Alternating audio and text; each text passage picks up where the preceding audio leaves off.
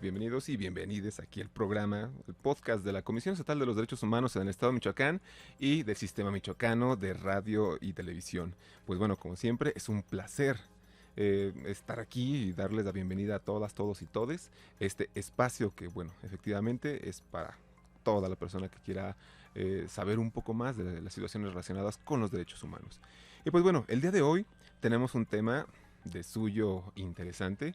Este tema, pues, que muchas veces causa un tabú bastante grande.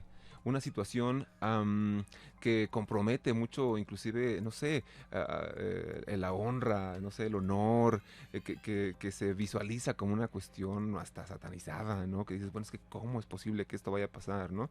Y es relacionado, pues, con la salud mental. Y pues bueno, en esta ocasión pues tengo aquí a una compañera fantástica, Lau Vargas, quien es mi compañera ahí en la Comisión Estatal de los Derechos Humanos del Estado de Michoacán y la cual, bueno, nos va a hablar justamente el día de hoy de este tema. Lau, bienvenida. Hola Julio, muchas gracias, qué gusto a la audiencia, es un placer poder estar aquí con ustedes y compartir nuestro conocimiento y nuestro saber del día a día y pues poder entablar una conversación bastante amena para empezar este tema tan importante y relevante en la sociedad. Por supuesto. Bueno, Lau, antes de entrar al estudio de este tema, ¿por qué es un tema tan complicado hablarlo en la sociedad? ¿Por qué es un tema tan complicado decir, sí, efectivamente, ocupo ayuda profesional? ¿Por qué es tan difícil el tema de la salud mental en general? Mira, la salud mental tiene un estigma bastante fuerte desde lo social, porque desde tiempos inmemorables nos han enseñado que pocas veces podemos recibir ayuda. Y en este caso, pues es bastante delicado el poder entender que en algún momento tenemos situaciones o experiencias adversas o complicadas que se nos salen de nuestro propio control personal, de nuestro propio control familiar, y entonces nos enseñaron a tener que resolverlo desde una forma individual.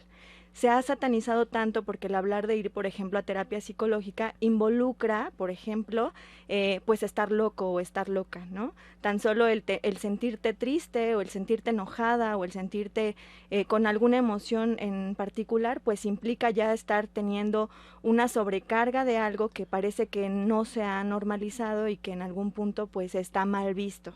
Entonces hay como una etiqueta bastante fuerte respecto a la salud mental y me parece que se ha trabajado bastante en tiempos actuales en que esto empiece a erradicarse y a disminuir, pero sigue siendo bastante tabú, sobre todo en los contextos no urbanos, ¿no? Por ejemplo, en pueblos, en rancherías, en espacios que no tienen como mucho acercamiento con medios de comunicación o sobre todo con información real y sobre todo también en las escuelas que no se hablan de estos temas.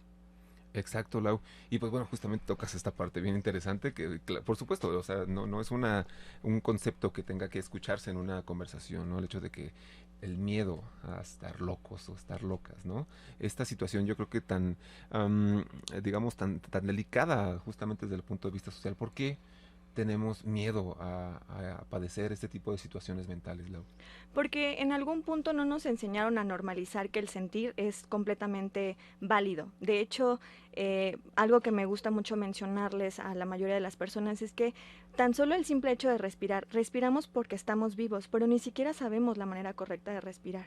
Hace un tiempo me comentaba una persona conocida, me decía, es que yo no sé llorar, Lau. O sea, a mí no me enseñaron a llorar. Y en efecto, también tenemos que aprender a llorar, porque tenemos un condicionamiento social, por ejemplo, en el caso de los varones, en el que no lloran o no tienen permitido ser vulnerables con ciertas emociones y entonces algo que sí se les permite, por ejemplo, es el enojo, el impulso, el control y entonces cuando tienden a mostrar este tipo de emociones o sentimientos, pues socialmente son etiquetados como débiles, ¿no? En el caso de las mujeres traemos un condicionamiento de creer que somos demasiado sensibles y en efecto hay una cuestión neurológica que habla de eso, pero sin duda alguna también es un condicionamiento. Entonces tenemos que entender que así como aprendimos a sentir de ciertas maneras, podemos volver a reaprender el cómo mostrar y cómo sentir y el cómo conectar con lo que estamos experimentando emocionalmente. Perfecto, Lau, muy interesante. Entonces, ¿por qué a nosotros los hombres, por qué es esa necesidad de ejercer el monopolio de la violencia? ¿Por qué? ¿Por qué nosotros sí podemos ser violentos y una mujer no? ¿Por qué una mujer sí puede llorar y nosotros no. Porque una mujer sí puede ser romántica, ¿no? Y es socialmente aceptado y no pasa absolutamente nada. Pero un hombre que es romántico o que lleva algún tipo de detalle, poemas, ese tipo de cosas, es como estigmatizado en cierto modo, ¿no? Pues es que si bien ya acabas de dar la respuesta, creo que es como una educación que se ha dado bajo un condicionamiento social, tan solo desde el mismo género, es decir, las mujeres tienen permitido de acuerdo a ciertos roles acceder a ciertas cosas y los hombres no. Y en el momento en el que alguien sale de este camino o de esta certeza que nos dan socialmente o históricamente, pues en algún punto genera como cierto caos, genera desestructura, y me parece que como humanos algo que nos puede generar bastante incomodidad es el desorden en el mismo caos, ¿no?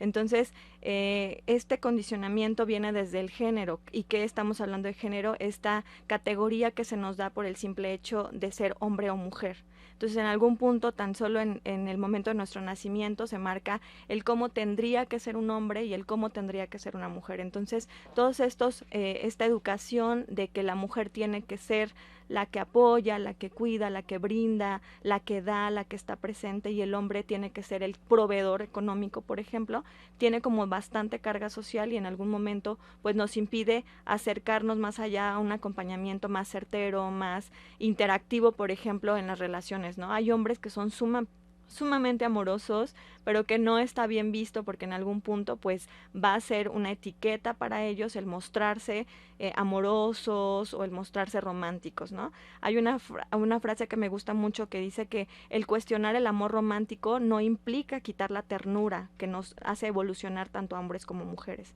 Sí tenemos que cuestionar esta forma en la que nos relacionamos desde este amor de las telenovelas, de los cuentos, de las princesas de Disney, que afortunadamente ahorita ya están cambiando como todo su contexto, ¿no? Y que aún así, o sea, por ejemplo, ahorita que salió la película de La Sirenita, me llama mucho la atención cómo los adultos y adultas nos resistimos a esta nueva forma de reaprender una nueva historia, de entender que hay nuevas infancias que están involucrándose en una forma diferente de sentir, diferente de aprender, diferente de educarse, y que tenemos que estar abiertos a esas nuevas posibilidades. Ok, entonces es importante que abordemos este tema de la salud mental con una perspectiva de género. Realmente es una situación que se puede dar, es una situación que tenemos que atender, es algo importante. Tendría que ser una base, no es que sea importante, es urgente. Creo que esa es la respuesta. Muy bien, Lau. En ese sentido de la salud mental, bueno, desde lo colectivo y lo social, ¿qué hace falta para que sea una práctica común? Mira, primero me gustaría comentarte que está tan etiquetada la salud mental que en algún punto hemos generado la salud mental como una atención secundaria. Y la salud mental es integral dentro de la salud. De hecho, la salud tenemos que considerarla como un derecho humano. Entonces, en algún punto, esta salud mental es un estado de bienestar que se procura, que se promueve para generar un potencial en el ser humano o en alguna persona. Trabajar con perspectiva de género, ¿qué es la perspectiva de género? Es involucrar, investigar y cuestionar las causas psicológicas que llevan a una persona, en este caso a una mujer, a caer en cierto círculo de vulnerabilidad. Te voy a poner un ejemplo. Anteriormente, cuando estaban las teorías y antecedentes psicológicos, se me ocurre, por ejemplo, Sigmund Freud, que fue uno de los creadores de la teoría psicoanalítica en la psicología. Él hablaba de que una mujer que expresaba sus emociones, que se mostraba a lo mejor renuente a ciertas normas sociales, con un agotamiento y un desgaste físico bastante fuerte, se le nombraba histéricas o neuróticas. Y de hecho una de las cosas que mencionaban era que les faltaban como tener relaciones sexuales o hablar de estas cosas para que ellas pudieran descargar toda esa neurosis y toda esa histeria. Hablar con perspectiva de género involucra no tomar en cuenta que una persona, o en este caso una mujer, al incluir sus emociones pueda ser neurótica. Y esto involucra, por ejemplo, las causas culturales, las causas históricas y las causas sociales. En este ejemplo se me ocurre una mujer que trabaja 24 horas al día en su casa, porque el trabajo del hogar no es remunerado, pero sí es explotación Claro, total. por supuesto. Entonces, imagina que la mujer fue condicionada para trabajar y para criar y para educar y para estar presente para el cuidado de las otras y de los otros. Entonces, en algún momento todo ese desgaste emocional está tan normalizado para ella que no puede darse cuenta que todo ese desgaste sí tiene una causa social, tiene una causa histórica y que no solamente depende de ella. Si en algún momento ella normaliza que su desgaste emocional tiene que seguir en ese ritmo y en ese camino, ella no va a poder identificar que no depende de ella estar triste o no. O sea, no depende solamente de la persona en la manera individual, depende de lo colectivo, depende de lo social, depende del desgaste que tiene dentro de la parte familiar. De hecho, una mamá no tiene permitido dejar de ser mamá. Y una mujer no tiene permitido, bueno, así pareciera, que no tiene permitido descansar. Entonces, trabajar con perspectiva de género involucra cuestionar y sobre todo identificar que no podemos tener solo una base individualista de lo que es, por ejemplo, una emoción o una experiencia, sino que involucra varios factores que vulneran a una mujer. Claro, por ejemplo, me viene a la mente esta frase de échale ganas, ¿no? Todo va a salir Exactamente. bien. ¿Por qué estás triste? Ya no estés triste. O sea, a veces yo creo que menospreciamos tanto esta cuestión de la salud mental, ¿no? Que dejamos justamente, como lo comentas, el derecho a la salud no solamente es la cuestión física, es la cuestión psicológica también y otros aspectos, ¿no? Porque generalmente estamos nosotros como muy inmersos en esta dinámica o en esta cultura de que lo que se ve es lo único que cuenta, ¿no? Pero lo psicológico, por supuesto que también se ve, ¿no? Y se refleja en el cuerpo. Sí, claro, como te comentaba, el tomar la salud como una forma integral es importante. Si yo me siento triste en algún momento, esta emoción va a generar una modificación en mi organismo, va a generar un cambio físico, va a generar desgaste y agotamiento físico. Y en algún momento, como seres humanos, tenemos que comprender que somos seres biopsicosociales. ¿Qué quiere decir esto? Que somos biología, es decir, somos algo biológico, somos algo psicológico, emocional, pero también somos algo social. Y estos tres factores repercuten totalmente en nuestro andar. Si, por ejemplo, yo ahorita que ha estado los cambios de clima tan drásticos, y yo me vengo a lo mejor en sandalias y llueve, hay mucha probabilidad de que yo me pueda enfermar, ¿no? De gripa o que me dé fiebre o algo.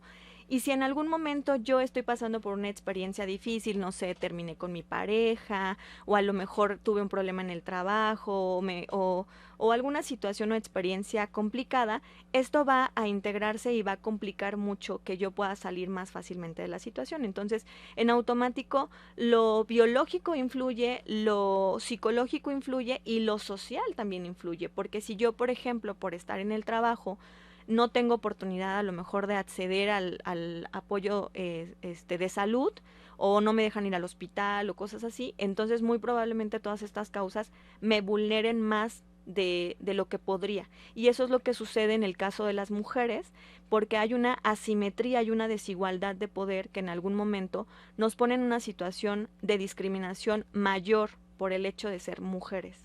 Claro, por supuesto. Y Lau, también dime, ¿qué beneficios tendría o qué beneficios serían para nosotros el hecho de que enfoquemos este tema de la salud mental con perspectiva de género?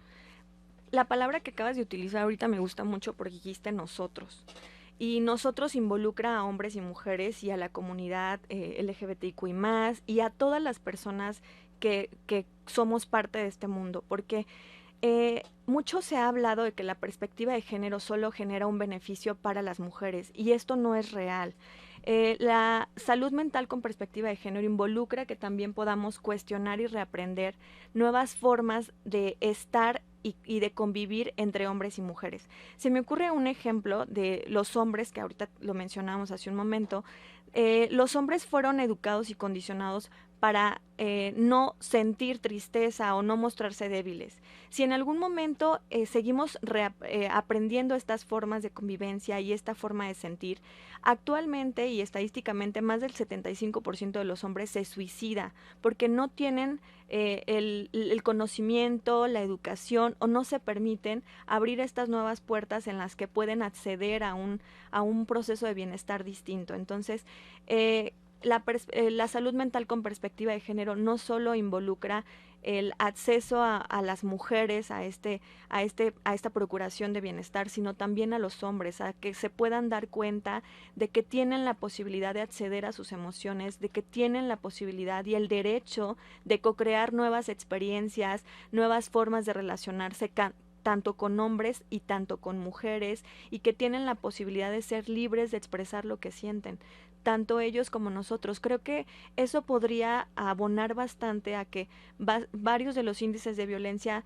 empezaran a disminuir, porque hay una sobrecarga de agresividad porque no está permitido expresarlo. Y entonces, ¿qué pasa? Que estos varones terminan pegándole a la pared, terminan cayendo en conductas de riesgo como son las drogas, terminan, por ejemplo, en conductas nocivas como es el alcohol y el exceso de alguna otra sustancia, y en algún punto la única forma en la que aprendieron a ponerse o a procurarse es por medio de conductas de riesgo. Y a las mujeres solamente tuvimos el derecho de mostrar cierta sensibilidad y a no enojarnos, y tenemos que saber que como mujeres tenemos el derecho de marcar límites, de expresar lo que sentimos, pero no siempre se nos tiene que etiquetar por el hecho de ser súper sensibles, como se dice. Claro. Bueno, a esto, para ir justamente cerrando el programa, Lau, se me viene a la mente también el tema relacionado también con la perspectiva de género de las masculinidades, ¿no? Porque no son nuevas, son masculinidades que siempre han existido, que no queramos verlas o visualizarlas, es una cuestión diferente, pero siempre han existido, ¿no? Algunos sectores de la población, algunas personas particularmente las practican a nivel histórico, bien, pero que no es una práctica tal vez aceptada en lo general, ¿no? Pero pues bueno, ese será tema para otro programa, en otro podcast. Pero bueno, Lau, ese tema realmente es muy importante, es muy interesante. Me alegra mucho que abordemos este tipo de situaciones, porque creo que es necesario que abordemos los temas desde diferentes ámbitos, diferentes puntos, porque no solamente se abordan desde uno. Los derechos humanos tienen muchas aristas, ¿no? Y esta cuestión de la salud mental, pues, tiene las suyas. Entonces, bueno, desgraciadamente el tiempo se nos está agotando, Lau. Me gustaría seguir abordando el tema, ahondar un poquito más, pero pues bueno, llegamos al fin de nuestro programa. Lau, yo te agradezco muchísimo el hecho de que estés aquí, el hecho de que nos compartas estos conocimientos, que abonemos un poquito a que los radioescuchas, a las personas que nos escuchan desde su casa o cualquier espacio, tengan estas herramientas para que puedan saber cuál es la situación que guardan, y sobre todo para poder tener un conocimiento de que tienen que hacer algo y que tienen que atender ciertas situaciones, bien cuando se trata justamente de la salud. La salud es importante en todos los sentidos, y la salud mental creo que es particularmente importante. Lau, pues muchísimas gracias por estar aquí. No, muchas gracias a ti por la invitación, y pues solo recordarles a la audiencia que tenemos todo el derecho de conectar con lo que sentimos, y sobre todo entender que podemos tener la posibilidad de, así como aprendimos una educación, una crianza, un conocimiento, también podemos reaprender y, sobre todo, importantísimo, cuestionar, porque esto siempre ha existido. Hay una frase con la que me gustaría terminar que dice, tenemos que aprender que el hecho de sentir es porque estamos vivos, y solo sentir es una parte importante de nuestro ser. Excelente. Bueno, muchísimas gracias, Lau Vargas, ahí de la Comisión Estatal de los Derechos Humanos. Gracias. Un placer tenerte aquí el día de hoy. Y pues bueno, a todo nuestro público que escucha, muchísimas gracias. A todas las personas que nos escuchan desde cualquier espacio, su casa, su trabajo, la oficina, cualquier otro lugar. Muchísimas gracias por estar aquí. Gracias por su tiempo y su atención. Mi nombre es Julio César Bermúdez Paz, y desde la Comisión Estatal de los Derechos Humanos en el Estado de Michoacán y el Sistema Michoacano de Radio y Televisión, les deseamos un magnífico día.